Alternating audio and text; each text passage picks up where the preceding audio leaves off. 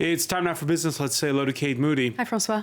It's time to open those EU coffers, what with that recovery fund that was agreed upon a few months back. Yeah, and Ursula von der Leyen giving France the green light for its share, 40 billion euros, a key part of the French government's 100 billion euro stimulus plan. Now, the European Commission chief Ursula von der Leyen has been touring the bloc as she announces approval for the spending plans in person. 24 of the 27 member states have submitted requests, including Estonia just last week. Along the way, she's been using and highlighting the EU's digital health certificate, that so-called COVID passport. Italy, Germany, Spain and Portugal among the 12 countries to have had their funding proposals approved. French President Emmanuel Macron said the fund was a symbol of European unity. Notre priorité aujourd'hui, c'est d'abord de continuer à sortir de la pandémie. Et je veux ici vraiment défendre le travail que nous avons aussi conduit en européen, défendre votre travail et celui auprès de vous des commissaires les plus impliqués pour la vaccination européenne. L'Europe est en train de réussir sa vaccination. Elle continue à avancer à marche forcée par une politique d'achat conjointe, par aussi une politique maintenant de recherche et d'innovation conjointe que nous avons décidée pour l'avenir. Well, France has earmarked more than half of its 40 billion euros for green investments, about 5.8 billion to improve energy efficiency, 6.5 billion for less polluting public transport and infrastructure, and 5 billion to develop green or sustainable energy sources. The EU is requiring a minimum 37% of its funds be used for that so-called green transition. The French plan also outlines a quarter of the money, or 10 billion euros, for digital investments. Again, that's slightly higher than the EU-mandated threshold. Authorities hope it will help create jobs and a more resilient, sustainable economy. France and other member states are set to start receiving money in the coming weeks, about 30% in the first round, with more to follow in the second half of the year. Business activity in the Eurozone grew at its fastest pace in over 15 years in June. That's according to IHS Markit's Purchasing Managers Index, which shows a significant jump in orders, manufacturing and services.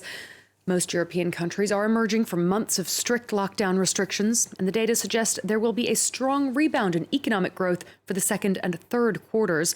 Analysts said that higher inflation could, though, begin to weigh on that growth if manufacturing and services companies begin to pass on those higher costs to their customers.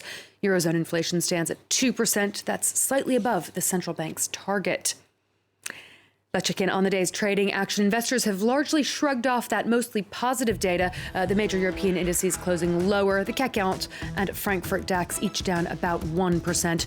Shares of GlaxoSmithKline climbed 1% in London as it detailed plans to list its consumer products arm, splitting that business from its vaccine and drugs unit. A more muted session on Wall Street so far. Energy and tech stocks are outperforming. Bitcoin, meanwhile, continues its volatile ride, having dropped below $30,000 on Monday. It's up around 4% over 34,000 now.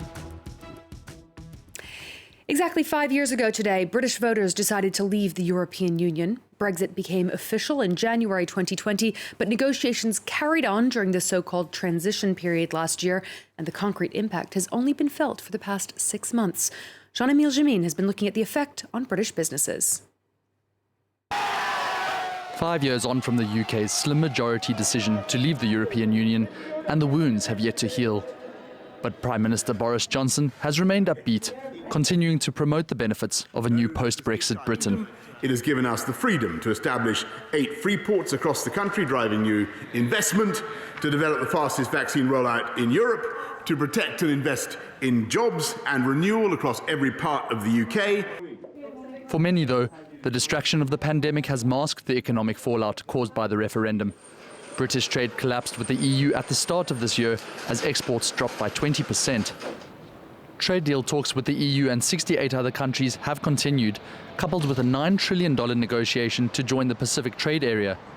But for the first time in generations, Britons no longer have unrestricted entry to the continent, potentially impacting on the labour force and the tourism sector. Things like visas, where we didn't need it before for Europe, it's just annoying to us. Many businesses have also been forced to either focus on growing local revenue streams or move their bases to Europe entirely.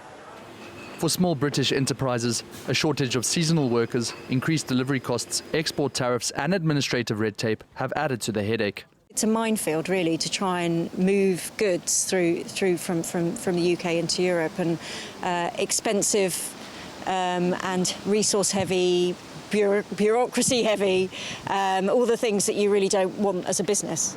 As of yet, it's unclear whether any economic issues are just teething problems or more long-lasting, with much depending on any new bilateral agreements the UK can muster in the time to come.